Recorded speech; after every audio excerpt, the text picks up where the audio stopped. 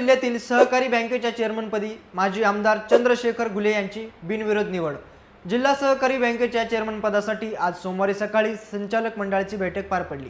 यात जिल्हा बँकेच्या चेअरमनपदासाठी अजित पवार गटातील नेते माजी आमदार चंद्रशेखर घुले यांची बिनविरोध निवड झाली आहे। जिल्हा सहकारी बँकेचे मागील चेअरमन पदाची निवडणूक 6 मार्च 2021 ला झाली होती। त्यावेळी भाजपचे आमदार शिवाजीराव कलडिले हे जिल्हा बँकेच्या चेअरमन पदासाठी निवडून आले होते।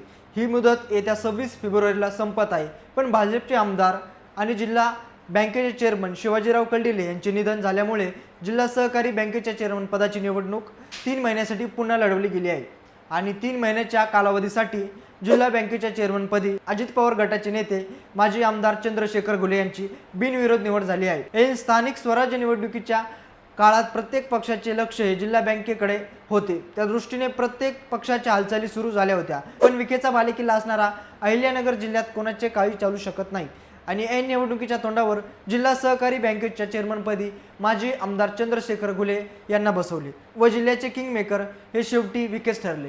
यामुळे सगळी बाजी विखेंच्या हातात आहे असे दिसून येत आहे। बाकी आपल्याला विषय काय वाटते कमेंट करून सांगा आणि अहिल्यानगर अपडेट या चॅनलला सबस्क्राईब करायला विसरू नका।